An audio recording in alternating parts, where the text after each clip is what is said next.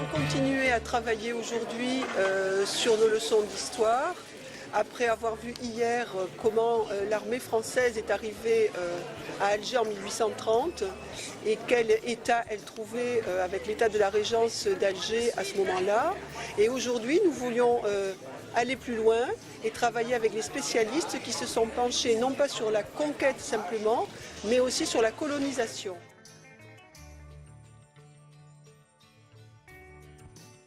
L'américaine Jennifer Session a abordé la question de la colonisation de peuplement, comment les colons européens, qu'ils soient français ou qu'ils soient d'autres régions européennes, sont arrivés, quelle a été la part de mythologie qui a été véhiculée dès l'époque et quelle est la part de la réalité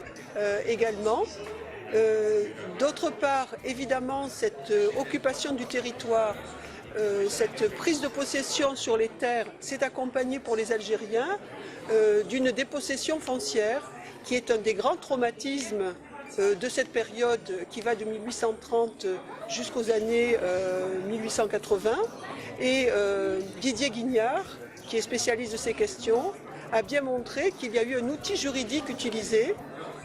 différentes lois, que celles qui commencent déjà sous Napoléon III avec les Senatus Consultes, qui se poursuivent avec la Troisième République et qui finalement facilitent la dépossession des Algériens de leurs terres en utilisant le droit français.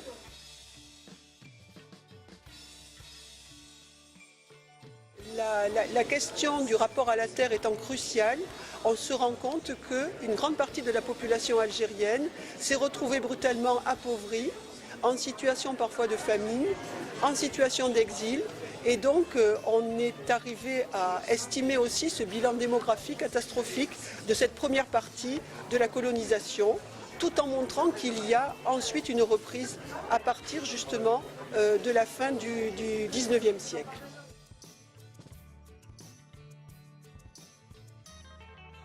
Il était aussi question ce soir de quelque chose de très important, puisque le statut des personnes était en jeu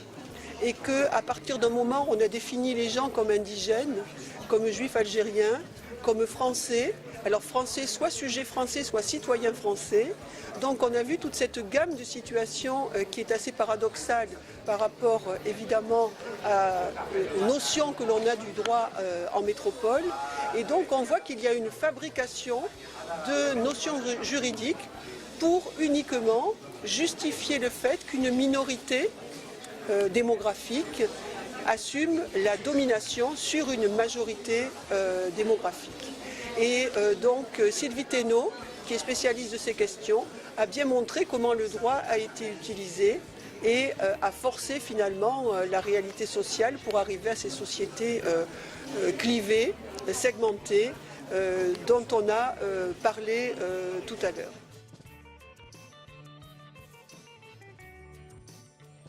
Ce qui m'a beaucoup moins impressionné, c'est à la fois de la part des intervenants cette